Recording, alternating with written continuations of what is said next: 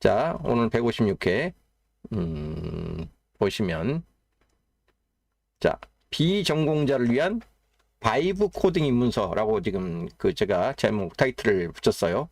이 바이브라는 게 표현이 되게 애매하긴 한데 요새 입 코딩이라는 표현을 대신해서 가장 많이 쓰이는 신조어입니다. 바이브 코딩. 입 코딩이라고 저는 표현을 하는데 실제로 이 바이브라는 거는 어떤 감, 느낌, 촉, 이런 뜻이거든요. 그래서 그냥 흘러가는 대로 굉장히 뭐라고 그러나 그냥 떠오르는 대로 즉흥적으로 코딩을 한다 그래서 바이브 코딩이라고 그러거든요. 그러니까 어떤 문법을 딱 짜여가지고 A는 이꼬르 B, A 더하기 B는 C 이런 식으로 어떤 짜여진 문법에 따라서 쓰는 게 아니라 그냥 딱 언뜻 떠오르는 즉흥적 감이 있을 때마다 야 이거 한번 해줄래? 아 거기에 무슨 버튼 하나 더 달아보고 아니야 사이즈가 너무 커 좀 줄여 이런 식으로 느껴지는 감에 따라서 말로 여기서 말은 텍스트를 입력하는 것도 말이라고 제가 그냥 편의상 얘기를 하겠습니다. 그냥 중얼거리고 흥얼거리듯이 그냥 느낌이 오는 그대로 코딩을 바꿔보는 그런 방식의 코딩을 일컬어서 요새 바이브 코딩이라는 표현을 쓰거든요.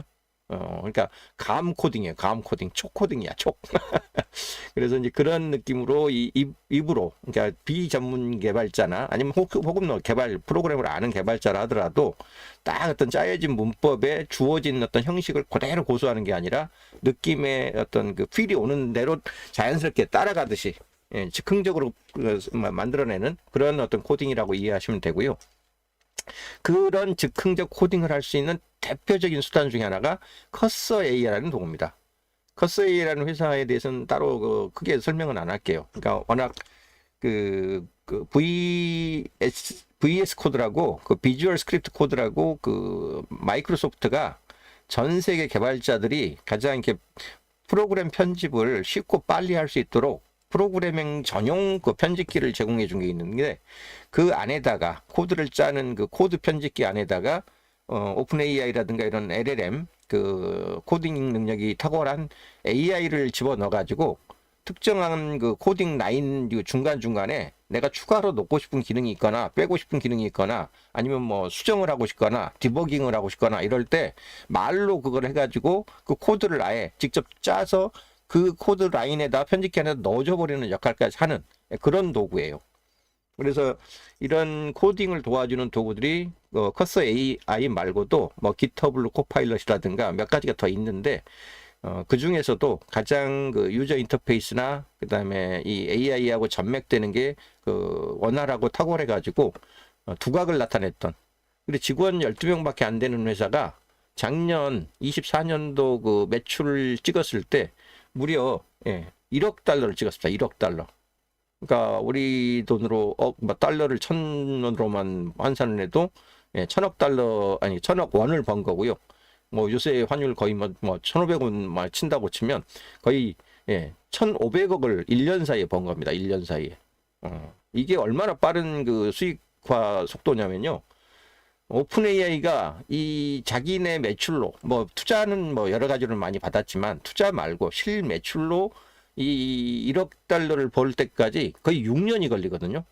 설립하고 나서 5년 내지 6년이 걸려서 겨우 오픈 AI가 1억 달러를 겨우 달성했는데 이 커서 AI를 위해서 직원 12명밖에 안 되는 회사가 투자받고 어쩌고 하면서 작년 기준으로 1억 달러를 돌파해 버렸어요. 그러니까 전무후무한 역사입니다. 이 실 매출을 이렇게 기록한 사례가. 그러니까 도대체 어떤 도구이길래 그래서 여태까지 AI 개발해가지고 돈 벌 수 있나요? 라고 하는 이 실리콘밸리 투자자들의 물음에 대해서 이렇게도 벌 수 있어요. 라고 인증을 해줘 버린 그런 업체입니다. 요새 주가가 워낙 이제 올라가가지고, 지금 얼마 전에 오픈 AI가 원래 처음에 밀어줬었고요. 나중에 인수를 하려고 시도를 했는데 실패했답니다. 그래가지고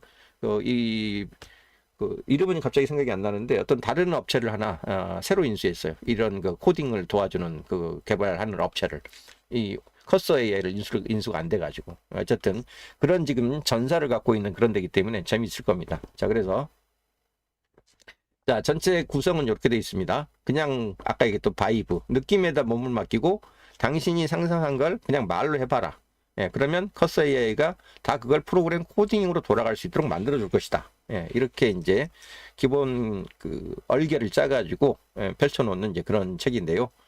그 크게 8개 파트로 이게 나눠져 있습니다. 각각의 이제 용도별, 그다음에 쓰임별로 이제 어떤 식으로 어떤 도구를 이렇게 만들어 봅시다라고 이제 쭉 그 설명을 해 놓는 거거든요. 그래서 프롤로그에 커서AI라는 도구가 열어가는 새로운 일의 미래. 그러니까 우리가 이제 어떤 일이든 간에 뭔가 좀 더 쉽고 빠르고 편리하게 하려고 하면 결국은 그 프로그래밍이라는 걸 이용해 가지고 자동화시키는 역할을 하게 되는데, 그 자동화 부분에서 가장 핵심적인 역할, 앱 개발, 개발을 도와주는 그런 도구이다 보니 이제는 슈퍼 개인의 시대, 개인이 슈퍼맨이 될 수 있다는 얘기입니다.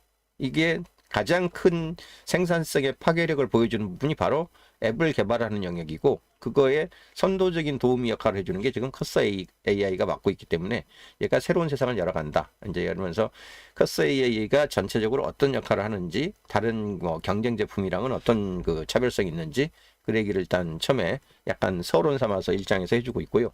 이제 2장부터는 하나하나, 그러면 이 도구를 이용을 하면 비개발자인 나도 혹은 비개발자인 여러분도 어떤 앱을 개발할 수 있는가를 이제 그 8장까지에 걸쳐서 하나하나 이렇게 나눠서 그 카테고리별로 나눠서 보여줍니다. 첫 번째는 이제 워밍업으로 웹사이트 하나 만들고 싶으신가요? 라고 이제 질문을 던지고, 그 중에서도 가장 뭐 이렇게 대중적이라고 할 수 있는 그런 K-팝을 소개하는 페이지를 한번 저랑 같이 만들어 봐요. 라고 해가지고 이 2장이 분량이 제일 많습니다.